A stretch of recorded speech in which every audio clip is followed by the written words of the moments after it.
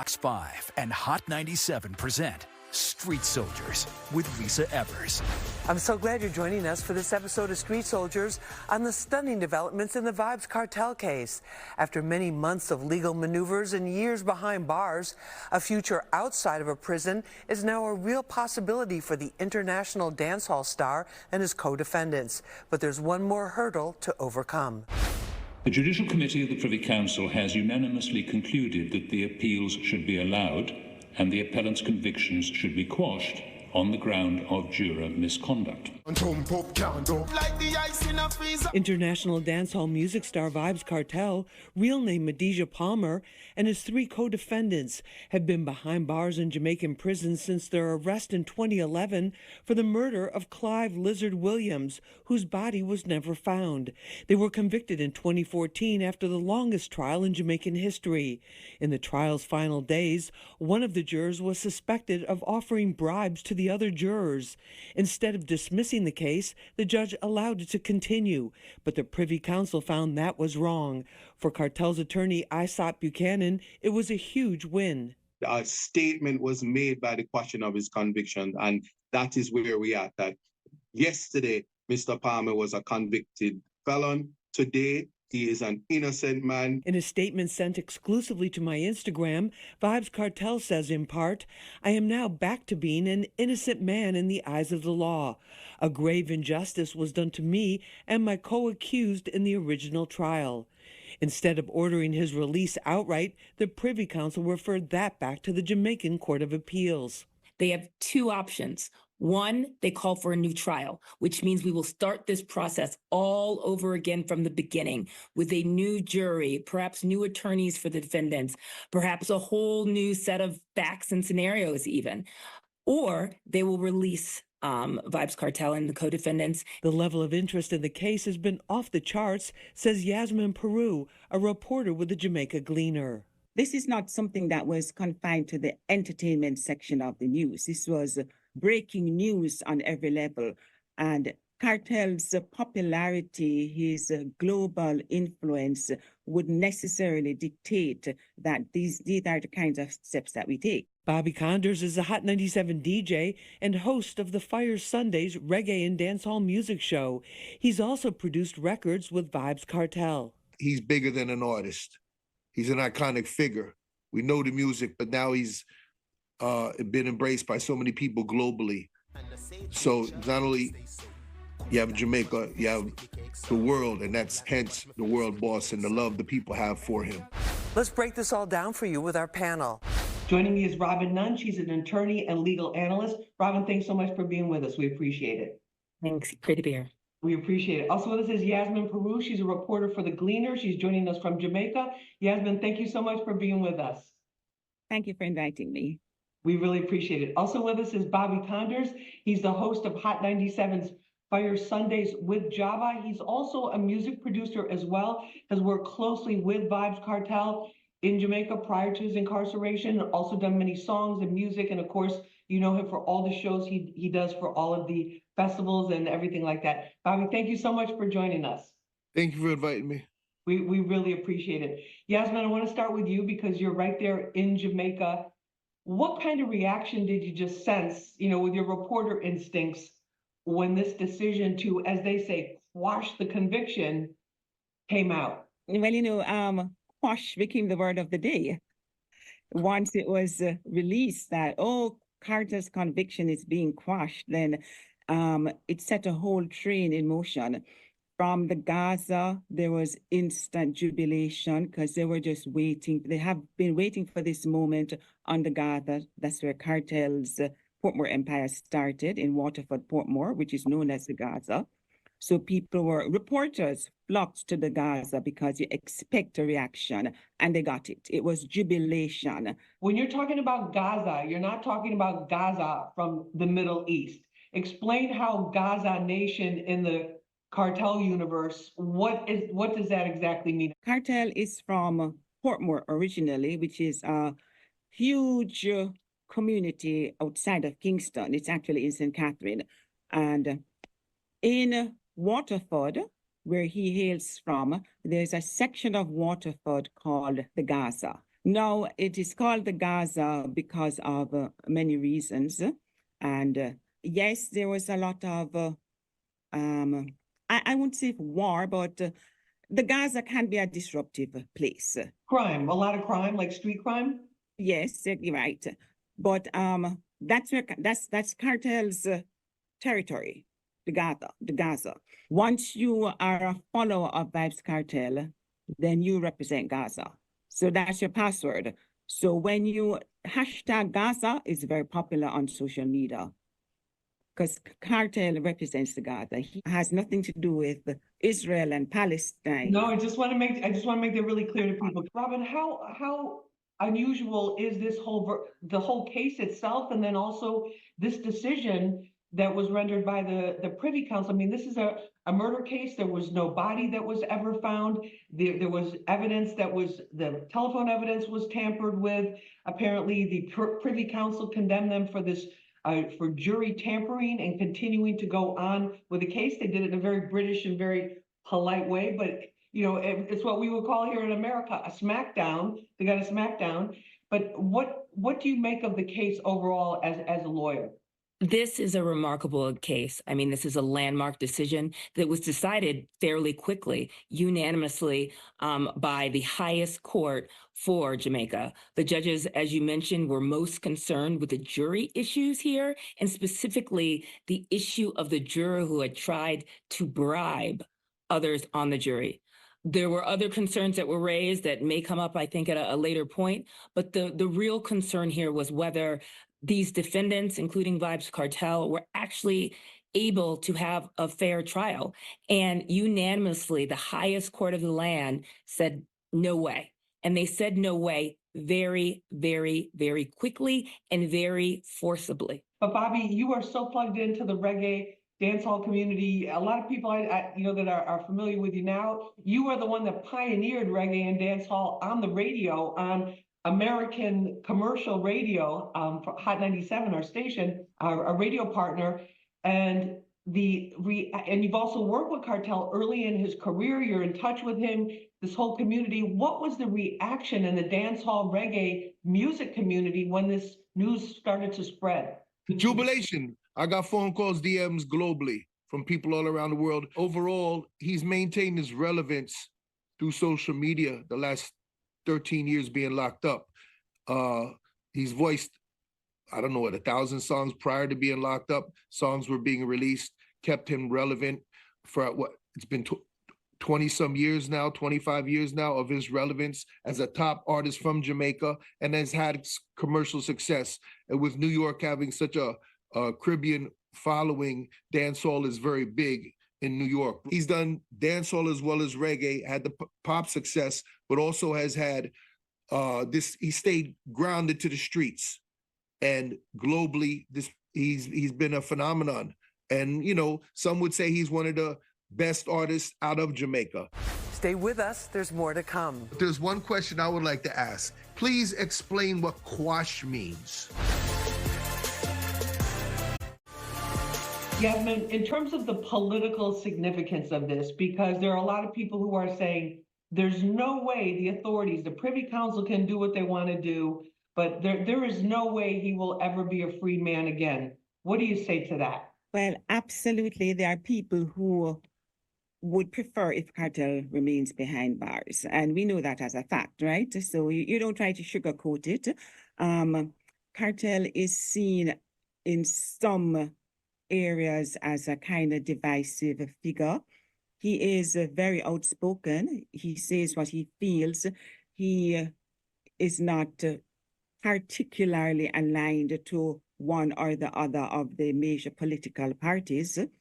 But Kartel could probably start his own political party and be a serious contender. He's that kind of charismatic figure, and he has the following. When there was that whole Gaza Gully drama going on between himself and Bavado, there were times when the government had to step in and say, hey, we need to, have peace now. But Kartel is definitely that one person, that one artist whose pull is so strong that he transcends music. And once you transcend music and you dip into a political arena, that's where things might get a bit testy for you as a cartel. Robin, he's behind bars, and he and the co-defendants, it wasn't just like, okay, the conviction's quashed. Hey guys, we're unlocking the jail cells, the prison cells, and you can go out. What happens next? Because that's the kind of like the part B of the decision that got overlooked a little bit. Explain that for us, please. Yeah, the highest court of appeals for Jamaica, the Privy Council that we're talking about, they have heard this case. They had a 2-day hearing, and they unanimously decided that overwhelmingly this was not a fair trial for Vybz Kartel, and have sent the case back to the Court of Appeals for Jamaica in order for them to make a decision on whether there should be a new trial or whether Vybz Kartel and the co-defendants should be released. This is highly unusual. The highest court of appeals hears very few cases, maybe 3 to 4 cases from Jamaica a year. It is very expensive. It is very intense. This obviously has been going on for 10 years. This was one of the longest running trials in Jamaica. As you can imagine, both the state and the defendants have put forth a lot of time and effort in this. And I think the Court of Appeals in Jamaica is going to be faced with a really tough decision in terms of what to do next. You might think the average person may say, well, if there was a lot of problems to begin with a decade ago, what kind of problems are they going to encounter now with it, right? Yeah, I think the Privy Council essentially found that the technical issues in this case that happened in Jamaica court were so overwhelming that this conviction cannot stand. And now we are faced with 13 years later, a trial in the same court. Will we get a just result here? I think that the defense counsel has rightly brought up that it is alleged that Vybz Kartel is very ill, perhaps with Graves' disease, and is suffering. And there may be humanitarian grounds to seek his release, even if there is a new trial immediately. Now, the court will have to weigh whether there is many factors are going to be taken into consideration in that, including whether he is a flight risk and whether he will voluntarily return and face, again, life imprisonment potentially. But I think that there's a lot to come, and hopefully it will be handled on an expedited basis, is what I believe the defendants are seeking. But Bobby, just give us an idea. What is it about him that makes him so charismatic to so many people? Well, I think it still always goes back to the music. This always pushed the envelope with different songs and touching subjects that maybe other artists may not touch. And just the creative process of his voicing the struggles of ghetto life in Jamaica, and almost then painting that picture for people globally to understand the struggles of kids in Jamaica growing up with their economic situation. And then having the fun songs, Fever, Romp and Shop, and so forth. So he's touched on a plethora of subjects from top to bottom, and I just think it still goes back to the music. He is charismatic, his stage presence is great, and just like I continue to say, just the music, and the music has been relevant. Yasmin, in terms of the level of interest in what happens here, on a scale of 1 to 10, where do you put this? 12. 12.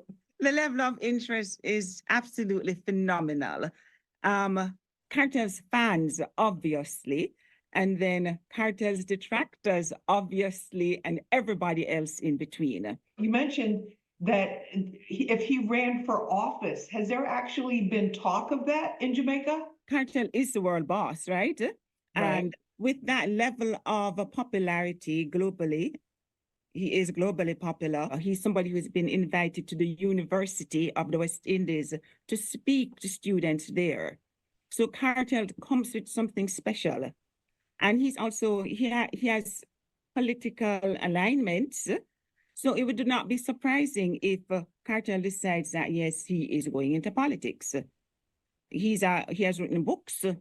He's a businessman. He's an entrepreneur. So he's not just in a box called music. Robin, this took years for them for Isop Buchanan and a number of lawyers, there was a whole legal team there as well, to actually get this case on the docket, if that's what they call it in London, to actually be heard. What kind of an achievement is that in and of itself? I mean, that's huge. There are very few cases that go to the Privy Council from Jamaica on appeal. It is, I think, in 10 years, it's been 37 cases, which averages about 3.7 cases a year. It's very, very, very difficult. And even to win and overturn a lower decision is even more remarkable. Bobby, in terms of Cartel's his music career, like he's 48. He's been behind bars for about 13 years. He was at the height. Would you say he was at the height of his career when all of this started to happen? Oh, I would definitely say that. And I think we also need to acknowledge the fact that he created an empire called the Portmore Empire. He gave an opportunity to so many young artists: Sean Storm, Lisa Hyper, Black Rhino, Popcorn, and so many artists with so many hit records. He created his own crew of, his camp. That in itself is incredible, and then to maintain his own relevance. But there's one question I would like to ask, because the average New Yorker, American kid, I think, please explain what quash means. I guess I'll take that one. The UK has a very formal proceeding, a very formal process. Obviously, they might use diction and language that is not necessarily that common in the US and other countries. And the term quash, with the Privy Council, sort of used in their findings and their reports, essentially only means that this case has been overturned and sent back, something that we might say in the US is being reversed. Bobby, one of the things that kind of mystified us for a long time was Vybz Kartel was incarcerated for more than a decade, but he was still making chart-topping hit songs and still with this incredible work ethic and conditions that we know for a fact were almost inhumane at certain times. How did he do that?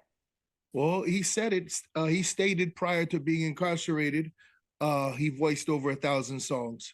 Now with Pro Tools and the digital network and everything, and how you can recreate and add effects to voice and edit the voices and edit the choruses and verses and so forth, you're able to update your music, update the rhythms, update the beats. Through his family, through his sons and family, they've kept the relevance with him on social media, as well as just continually releasing the music and doing videos, and this creating a social media presence for him that made him as relevant as if he was on the road. Yasmin, in terms of him as an entertainer like that and a cultural force, where do you see him?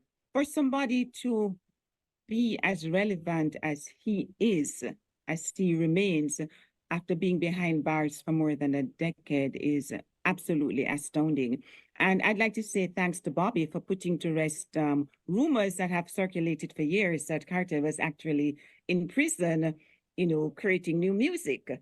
Bobby just said he had thousands of, that's the official narrative, that he had all of these hundreds of thousands of songs that he had done before. And so they were just released to, keep on albums, like 2 albums in 2020 alone.